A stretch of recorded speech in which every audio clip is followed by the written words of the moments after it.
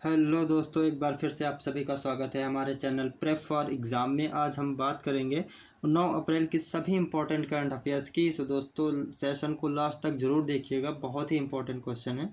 सो आइए देखते हैं। पहला क्वेश्चन है, अप्रैल 2024 को सर्वसम्मति से भारतीय राष्ट्रीय सहकारी डेयरी संघ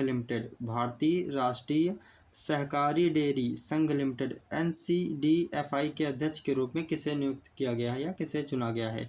तो भारतीय राष्ट्रीय सहकारी डेयरी संघ लिमिटेड के अध्यक्ष के रूप में हाल ही में भी मीनेश शाह को नियुक्त किया गया है। ठीक है, तो डॉक्टर मीनेश शाह जी को नियुक्त किया गया है भारतीय राष्ट्रीय सहकारी डेयरी संघ लिमिटेड के अध्यक्ष के रूप में, डॉक्टर मीनेश शाह को। नेक्स्ट क्वेश्चन, दिल्ली के वनों की सुरक्षा हेतु गठित आंतरिक विभागीय समिति का प्रमुख किसे नियुक्त किया गया है? ठीक है, तो दिल्ली के वनों की सुरक्षा के लिए अभी हाल ही में गठित आंतरिक विभागीय समिति के प्रमुख के रूप में किसे नियुक्त किया गया है? तो यह डॉक्टर न्यायमूर्ति नजमी वजीरी को। ठीक है, तो न्यायमूर्ति नजमी वजीरी जी को आंतरिक विभागीय समिति के अध्यक्ष के रूप में चुना गया है। ठीक है, ये है न्यायमूर्ति नजमी वजीरी जी, जिन्हें दिल्ली के वनों की सुरक्षा के लिए गठित आंतरिक विभागीय समिति के अध्यक्ष के रूप में नियुक्त किया गया है। नेक्स्ट क्वेश्चन, हाल ही में स्लोवाकिया के संसद अध्यक्ष पीटर पेलेग्रिनी ने राष्ट्रपति चुनाव के दूसरे दौर में जीत हासिल की है। स्लोवाकिया की राजधानी क्या है? ठीक है, तो अभी हाल ही में क्या हुआ, स्लोवाकिया के संसद अध्यक्ष पीटर पेलेग्रिनी ने राष्ट्रपति के चुनाव के दूसरे दौर में जीत हासिल की है। यानी कि जो स्लोवाकिया के राष्ट्रपति हैं अब वो पीटर पेलेग्रिनी जी हो गए हैं, बन गए हैं। ठीक है, तो स्लोवाकिया की राजधानी क्या है? स्लोवाकिया की राजधानी बतानी है, तो स्लोवाकिया की राजधानी है ब्रातिस्लावा। ठीक है, तो स्लोवाकिया की राजधानी ब्रातिस्लावा है और स्लोवाकिया के राष्ट्रपति अब कौन हो गए हैं? Peter Pellegrini ji. ठीक है, ये है इनकी image. Next question, CAR T cell therapy के संबंध में निम्नलिखित कथनों पर विचार कीजिए। तो कार टी सेल थेरेपी क्या है, इस पर विचार करना। पहला है, यह इम्यूनोथेरेपी का एक रूप है जिसमें कैंसर कोशिकाओं से लड़ने के लिए टी कोशिकाओं के आनुवंशिक संपादन द्वारा व्यक्ति की प्रतिरक्षा प्रणाली का उपयोग किया जाता है। ठीक, कार टी कोशिका चिकित्सा को मुख्य रूप से विभिन्न प्रकार के रक्त कैंसरों अर्थात ल्यूकेमिया के लिए अनुमोदित किया गया है। इसके ऑप्शन क्या?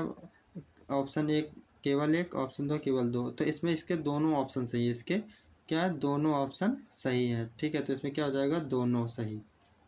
इसके दोनों सही हो जाएंगे। यानी यह एक इम्यूनोथेरेपी है, ठीक है, जिसमें कैंसर कोशिकाओं से लड़ने के लिए क्या किया जाएगा, जो टी कोशिकाएं हैं इनको प्रयोगशाला में आनुवंशिक संपादन द्वारा, ठीक है, क्या किया जाएगा, इनकी प्रतिरक्षा प्रणाली को और भी ज़्यादा स्ट्रॉन्ग किया जाएगा ताकि जो भी कैंसर कोशिकाएं हैं इनको क्या किया जा सके, डिस्ट्रॉय किया जा सके और कैंसर के रोग का उपचार आसानी से किया जा सके और भी आसानी से या अच्छी तरीके से किया जा सके।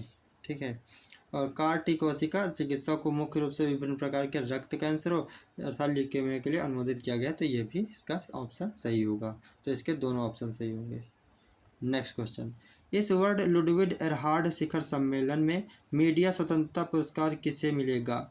तो लुडविग एरहार्ड शिखर सम्मेलन में मीडिया स्वतंत्रता पुरस्कार दिया जाएगा, वो किससे दिया जाएगा?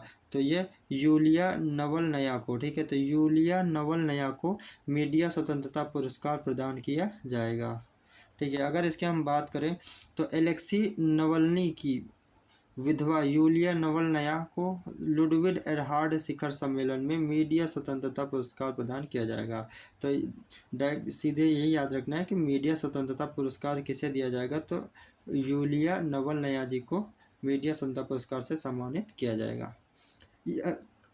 यह पुरस्कार उन सार्वजनिक हस्तियों को दिया जाता है जो अभिव्यक्ति की स्वतंत्रता, संवाद और लोकतंत्र के प्रति प्रतिबद्धता प्रदर्शित करते हैं। ठीक है, तो अभिव्यक्ति की स्वतंत्रता, संवाद और लोकतंत्र के प्रति अपनी प्रतिबद्धता को प्रदर्शित करते हैं। ठीक है, तो इसलिए इन्हें मीडिया स्वतंत्रता पुरस्कार से सम्मानित किया जाएगा, यूलिया नवलनया को।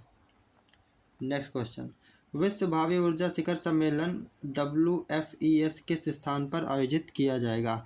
ठीक है, तो दोस्तों ये पिछले सेशन में क्या हुआ था, इसमें गलती से दुबई इसका आंसर लग गया था, लेकिन इसका रियल जो आंसर है वो अबू धाबी है। ठीक है, तो विश्व भावी ऊर्जा शिखर सम्मेलन किस स्थान पर आयोजित किया जाएगा, तो अबू धाबी में आयोजित किया जाएगा। ठीक है, तो इसको करेक्ट करने के लिए हमने इसको फिर से लिया है।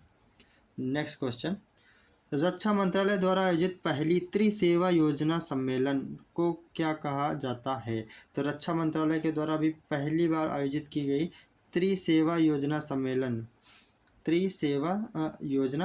को क्या कहा जाता है? तो इसे परिवर्तन चिंतन नाम दिया गया है। ठीक है, तो रक्षा मंत्रालय द्वारा शुरू की गई या आयोजित की गई पहली त्रिसेवा योजना सम्मेलन को परिवर्तन चिंतन नाम दिया गया है। ठीक है, इसकी अध्यक्षता जो है हमारे CDS हमारे CDS जो है अनिल सिंह चौहान के द्वारा इसकी अध्यक्षता की गई है। ठीक है, नेक्स्ट क्वेश्चन, अप्रैल 2024 में गिनीज वर्ल्ड रिकॉर्ड द्वारा दुनिया के सबसे बुजुर्ग जीवित व्यक्ति का खिताब किसे दिया गया है? तो अप्रैल 2024 में गिनीज वर्ल्ड रिकॉर्ड द्वारा दुनिया के सबसे बुजुर्ग जीवित व्यक्ति का खिताब किसे दिया गया है? तो यह जॉन अल्फ्रेड टेनिस वुड को इस खिताब से नवाजा गया है। ठीक है, और ये ब्रिटेन के रहने वाले हैं। कहाँ के रहने वाले हैं? ये ब्रिटेन के रहने वाले हैं। ठीक है, जिन्हें हाल ही में दुनिया के सबसे बुजुर्ग जीवित व्यक्ति का खिताब दिया गया है।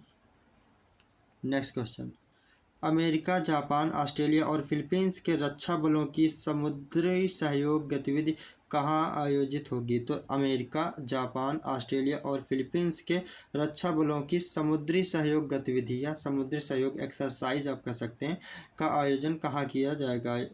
तो यह दक्षिण चीन सागर में किया जाएगा। ठीक है, तो जापान, अमेरिका, ऑस्ट्रेलिया और फिलीपींस के रक्षा बलों की समुद्री सहयोग गतिविधि का आयोजन दक्षिण चीन सागर में किया जाएगा। Next question, Hong Kong rugby sevens में पुरुष और महिला दोनों वर्ग का खिताब किस देश ने जीता है? तो हांगकांग रग्बी सेवन्स में पुरुष और महिला दोनों वर्ग का खिताब किस देश ने जीता है? तो अभी यह न्यूजीलैंड के द्वारा जीत लिया गया है। तो हांगकांग रग्बी सेवन्स में न्यूजीलैंड के पुरुष और महिला दोनों वर्गों ने इस खिताब को अपने नाम कर लिया है। नेक्स्ट क्वेश्चन, 2024 जापानी ग्रैंड प्रिक्स किसने जीता? 2024 का जो जापानी ग्रैंड प्रिक्स है वो खिताब किसके द्वारा जीता गया? तो 2024 के जापानी ग्रैंड प्रिक्स का खिताब मैक्स वर्स्टापेन के द्वारा जीता गया है। और मैक्स वर्स्टापेन जो है ये रेडबुल के ड्राइवर हैं। किसके ड्राइवर हैं? किस कंपनी के? तो ये रेडबुल के ड्राइवर हैं जिन्होंने जापानी ग्रैंड प्रिक्स 2024 खिताब अपने नाम किया है। ये हैं मैक्स वर्स्टापेन। तो दोस्तों ये थे हमारे 9 अप्रैल के सभी इम्पोर्टेंट करंट अफेयर्स। सेशन अगर पसंद आया तो लाइक करिएगा और चैनल को सब्सक्राइब जरूर करिएगा। धन्यवाद।